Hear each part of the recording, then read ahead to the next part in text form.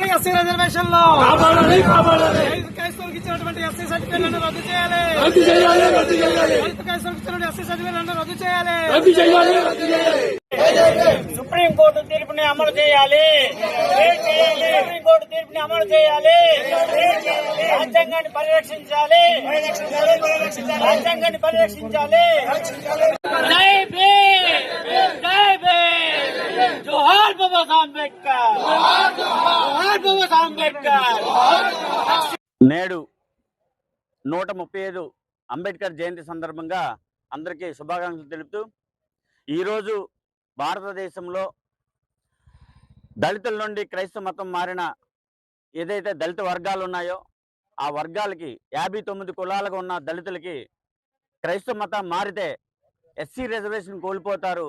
ఎస్సీలకి వచ్చిన ఫలాలను కోల్పోతారు.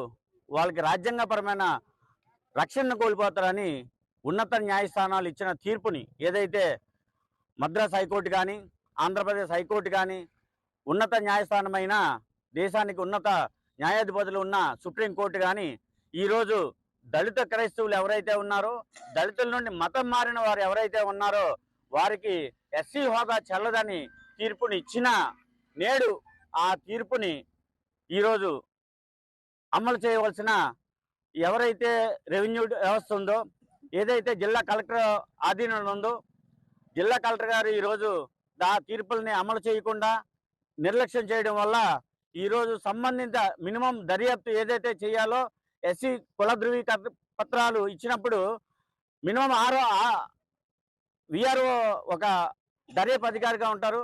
ఆయన ఈరోజు ఏదో అంగట్లో సరుకులాగా ఎస్సీ కుల ధృవీకరణ పత్రాలని ప్రతి క్రైస్తవుడికి కూడా ఈరోజు చాలా మంది క్రైస్తవ మతం తీసుకొని హిందూగా చాలామంది అవుతూ హిందూ సర్టిఫికేట్ల మీద ఒక ఐఏఎస్ అవ్వకూడదు, ఒక ఐపీఎస్ అయ్యాడు. ఈరోజు ఒక ఎంఆర్ఓ స్థాయి నుంచి కింద స్థాయి వరకు ఉద్యోగులందరూ కూడా చాలా మంది హిందువులుగా చాలా మంది అవుతూ క్రైస్తవ మతం తీసుకొని క్రైస్తవ మతాచారాలు పాటిస్తున్న వ్యక్తులు వీళ్ళంతా.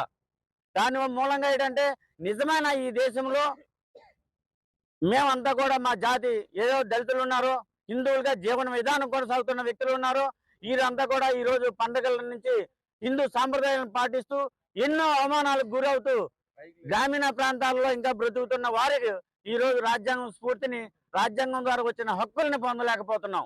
ఈ రోజు మా పిల్లలు ఉద్యోగాలు చదివినా ఎంటెక్లు చదివినా బీటెక్లు చదివినా ఇంజనీరింగ్ చదివినా ఈ హిందువులుగా కొనసాగుతున్న పిల్లలు ఇంకా ప్రైవేట్ కంపెనీలో 10,000కి 15,000కి జీతాలు తీసుకుంటున్నారు.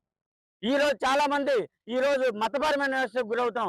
చాలా మంది దళిత వాడల్లో ఎక్కువ శాతం క్రైస్తవులు ఉండడం వల్ల హిందువులుగా మా యొక్క కుటుంబాల మీద దాడులు చేస్తున్నారు. మా కుటుంబాలని అవమానం చేస్తున్నారు. ఈ రోజు హిందువులుగా ఉన్న మా కుటుంబాలని మతపరమైన వ్యవస్థకు గురి చేస్తున్నారు. ఈ రోజు ఒకప్పుడు దళితుల్ని దూరం పెట్టిన అగ్రకులాలు ఎవరైతే ఉన్నారో ఆ కులాలకు సంబంధించిన ఆ యొక్క బానిసత్వాన్ని కానీ అంటరానితనాన్ని కానీ ఆ వివక్షతని కానీ మేము అనుభవించాం. కానీ నేడు మా గ్రామంలోనే మా పేటలో ఉన్న చాలా మంది మాలా మాదిగా రెల్లి సంబంధించిన హిందువులు ఈరోజు మతపరమైన క్రైస్తవులు ఎవరైతే ఉన్నారో వాళ్ళ దగ్గర నుంచి మతపరమైన వివక్షకు మేము గురవుతున్నాం. ఈరోజు మా పిల్లలు చేసుకోరు, వాళ్ళ పిల్లలు మాకు ఎవరు ఏమనంటే మీరు కూడా బాప్తిజం తీసుకోండి, మీరు కూడా యేసు నమ్ముకుంటే కానీ మేము మీ దగ్గర రానివ్వు, మేము మా సంఘంలో మేము చేర్చుకోమని చెప్పేసి ఒక చర్చిన దగ్గర నుండి ఈరోజు పుట్టిన దగ్గర నుంచి చావు వరకు కూడా మమ్మల్ని మతపరమైన వ్యవస్థకి ఈ క్రైస్తవ మతం మారిన వాళ్ళు ఈరోజు గురి చేస్తున్నారు.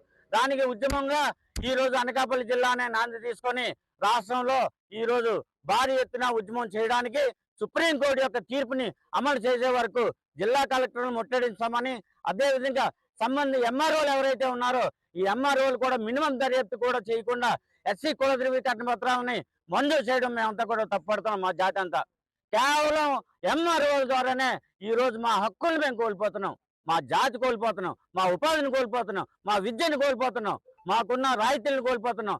చివరికి ఎస్సీ ఎస్టీ చట్టాలను కూడా ఈరోజు మేము పొందలేకపోతున్నాం. కారణం ఏంటంటే ఈ క్రైస్తవులు మతం మారిన క్రైస్తవులంతా కూడా ఈ తప్పుడు ఎస్సీ ఎస్టీ కేసులను బనాయించి లాస్ట్గా అవన్నీ కూడా వీగిపోతున్నాయి. క్రైస్తవులు తప్పుడు కుల ధృవీకరణ పత్రాలు పొంది రాజకీయంగా కానీ లేకపోతే క్రైస్తవ మత ప్రచారాల్లో కానీ ఈ యొక్క మిగతా కులాల మీద తప్పుడు కేసులు పెట్టడం వల్ల ఈ యొక్క ఎస్సీ ఎస్టీ కేసులు మేము నీరుగారిపోవడానికి కారణం కూడా కేవలం క్రైస్తవులు అవుతున్నాయి.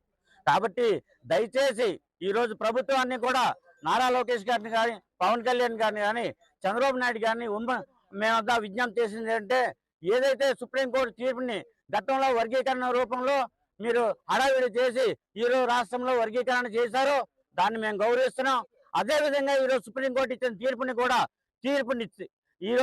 కూడా దయచేసి రాష్ట్ర ప్రభుత్వం ఏదైతే కూటమి ప్రభుత్వం ఉందో కూటమి ప్రభుత్వం కూడా దృష్టిలో పెట్టుకొని ఈ యొక్క వర్గీకరణ చేసే విధంగా ఈరోజు రాష్ట్రంలో ఒక ప్రత్యేకించి ఎవరైతే కన్వర్ట్ అయ్యారో వాళ్ళందరినీ కూడా బీసీలుగా గుర్తించాలి. రాబోయే సెన్సెస్ లో కూడా కులగణనతో పాటు మత గణన కూడా చేయాలి. ఎవరైతే క్రైస్తవులు ఉన్నారో ఎన్ని చర్చలు ఉన్నాయో అనుమతి లేని ఎన్ని చర్చలు ఉన్నాయో ఆ చర్చలను కూడా తొలగించాలి.